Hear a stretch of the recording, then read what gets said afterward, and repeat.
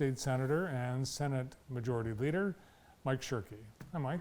Good afternoon, fella. Nice to be here with you. Beautiful day. It is. Are you in a better mood now that you're just weeks away from ending your? When was I in a bad mood? Can you roll the clip? Well, that one was a That was a bad day. day. That was a bad day man. that day. No, Yep. so nothing's happening in Lansing before the election. Then afterwards, there's expected to be a lame duck session with the existing legislature. So what can we expect from that? I think it'll be a pretty lame duck. Lame. Yeah. Some of it will be determined by the outcome of the election on November 8th, but for the most part, I think you'll end up seeing minimal policy stuff run, and maybe one appropriation supplemental. We actually have a responsibility to do a year-end kind of closing, like reconciling the bank statements thing, and that's usually done in a supplemental. But we may also add a few infrastructure investment type things. And of course, every time I've been here for the last 6 months, you've asked me, I'm expecting to still try to get the mental health integration done before the end of the year. Really? Yeah. Hmm. Yep.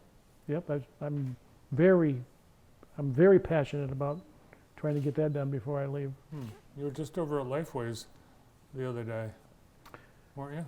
I was at the clubhouse. Clubhouse. Yeah. J-Town Clubhouse. J-Town Clubhouse. Yeah. Yeah. Beautiful place. Lovely place. So what did you do there? I think they just wanted to make sure I understood what they were doing and how they were serving the community. And of course, I'd gone to J-Town when it was at Lifeways, Yeah. so it's not like it was brand new to me. Well, it's still part of Lifeways. Yeah. No, it's a great program, and I'm glad we have it here in town. So it sounds like we're getting tens of millions of dollars from the federal government, additional for mental health services. Mm-hmm. Yeah, this year, I think. Senator Stabenow is working on and I think it's passed. It's actually headed more money coming here. Right. So does what happens with the federal government and how they fund mental health treatment change how you look at how you want to restructure the delivery and payment of services here in Michigan? So they're separate issues. The federal funding comes in through a different portal, and that's made available.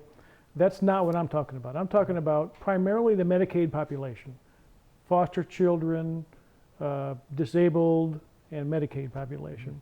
And right now, they have a bifurcated healthcare system. Part of it they get through managed care on their physical health side, and then their mental health side is through CMHs.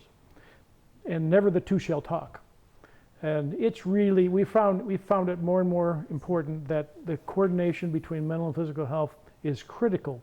Because oftentimes, physical health symptoms and problems are driven by undiagnosed and untreated or inconsistent taking of the medication for mental health. And putting those under, Michigan has one of the most robust and mature managed care systems in the nation. And we get all kinds of accolades for it. It is time that we integrate the two through the health plans. CMHs will be, in my mind, elevated. The PIHPs, the middleman, will likely be taken out. But Lifeways, I know that there's apprehension about changing how the funding rolls out, but it's a natural resistance to change. I get that part. But there's no army of mental health providers standing ready to be replacing those that are being deployed now. And so I'm very focused on trying to get this done. It's accompanied by about $750 million of additional investment in capacity for mental health as well. The critics have said the insurance companies then would have control. What do you say to that?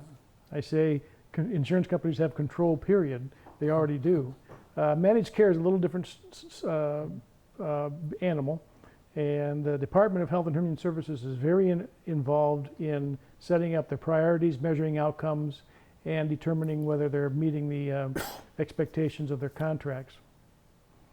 How about the auto insurance legislation that left some people out, particularly some rehab type organizations, some people who are actually patients who now do not have the coverage for the services.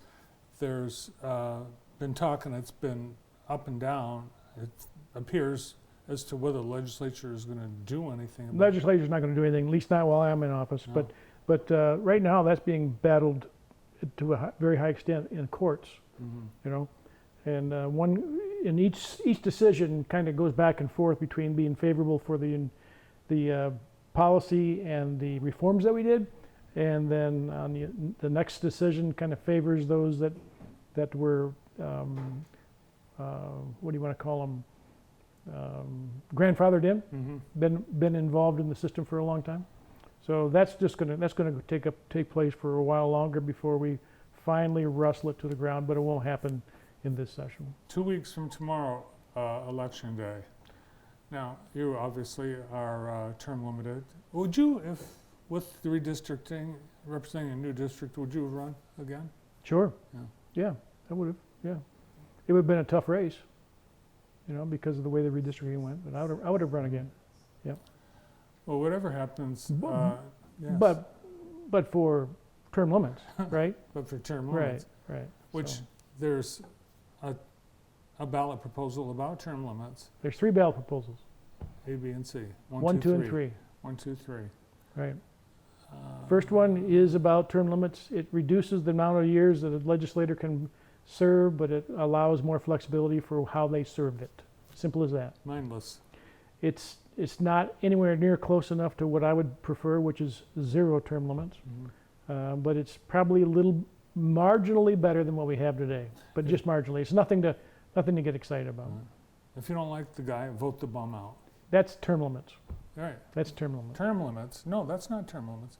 If you don't like the guy, vote the bum out. That's no term limits. No, but that is to me, that is the That's definition. term limits, right, all right. Right. Let the voters decide, and don't take my right away from me from voting who I think is best just because they happen to have served, 1 year longer than them. Well, it's the person who has the most money, basically. There's virtually no regulation or oversight in campaign finance, spending, money raising, nothing. And as a result, we have here in Michigan the most expensive congressional race, $37 million being spent between Alyssa Slotkin and Tom Barrett. Tom Barrett. It's insane. It is.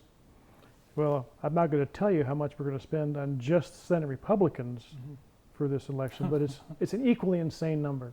Yeah. Equally insane number. I spent a lot of time thinking about this. How do we reverse that? I don't know how to do it. I just simply do not know how to do it. Well, it's a free speech issue, you can't say, well, you can't spend that money. I mean, that's what if that's what I want to do, why should you be able? But I take a little exception to not being no oversight. There's a lot of oversight. There's a lot of lawsuits that are pressed every year. Most of them are unsuccessful. Well, you've been accused of being connected to certain PACs or political organizations that Sure. are spending or raising money, where you can distance yourself from. No, I'm not, and whether that's true or not, it's something that can't be proven beyond that.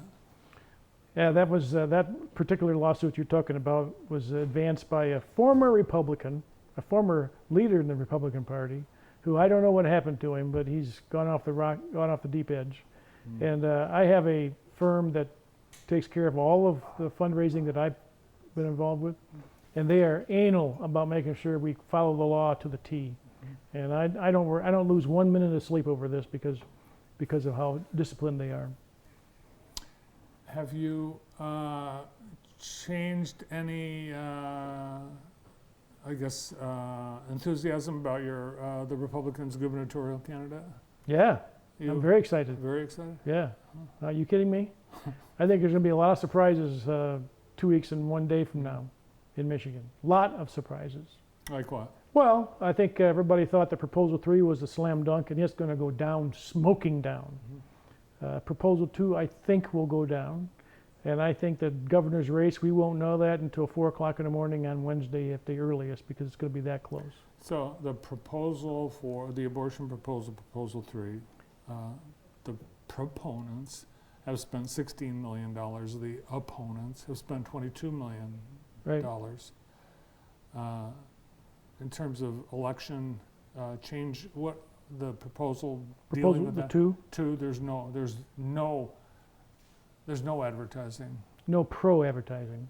There's plenty of negative, negative, right? and term limits, same thing. Yep. I mean, very little. Well, the Proposal 3 is the big deal. Mhm. And that will devastate our state if that gets passed. But I got to tell you something.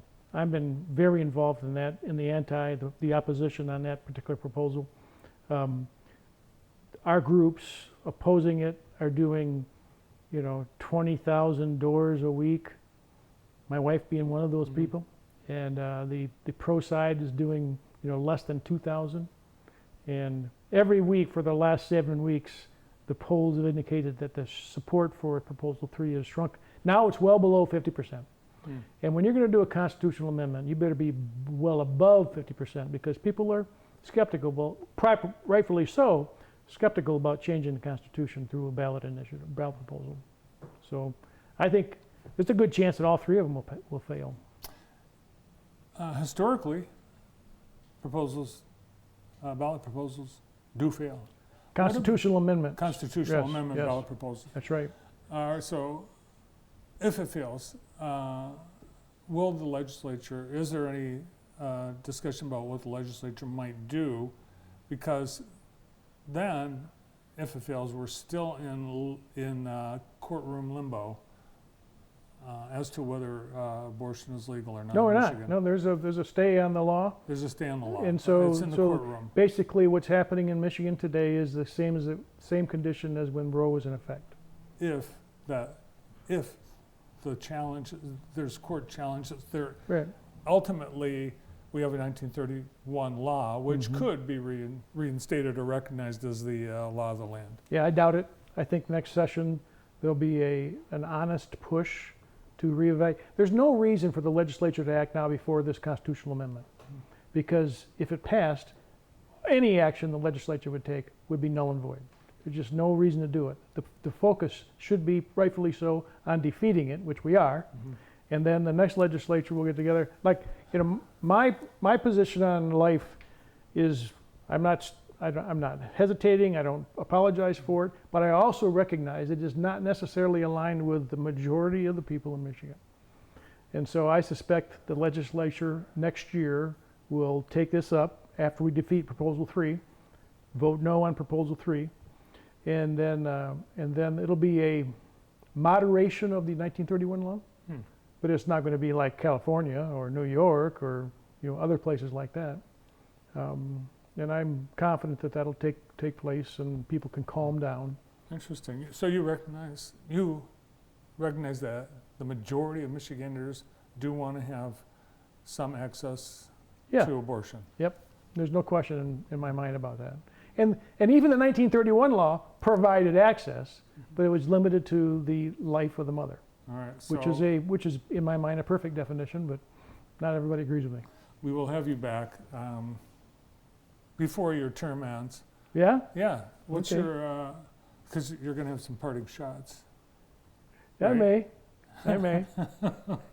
What about Halloween? What are you dressing us for Halloween? I'm not dressing up for Halloween. No. I'll probably be out hunting on Halloween. That's usually, typically a very good night to be hunting. Mm-hmm. You bet. All right. Good. Thanks for coming in. You bet. Thank you. Our state senator and Senate Majority Leader, Mike Shirkey.